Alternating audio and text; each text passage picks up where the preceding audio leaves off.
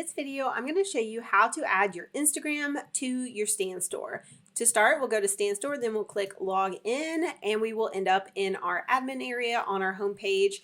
And from here, we're going to click on My Store. Once we click on My Store, we'll see our details up here at the top, and we'll see that we have email and YouTube on My Store. If you are new, you won't have anything here. But what we do is click on the little pencil edit icon right next to our picture. So on this page where we're editing our store area over here, you see that you have your name, bio, and then your social links.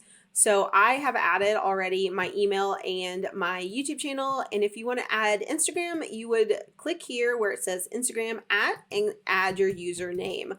So I'm going to add my username now, create with Pennies, and click save. You just go to the edit icon and then add your username here and click save. So as you can see now on my store, which is over here, you can see the little Instagram icon. So when we click on that, it then takes us immediately to the Instagram profile. So that is how you add your Instagram link. You will see it as a little icon underneath your store name and tagline.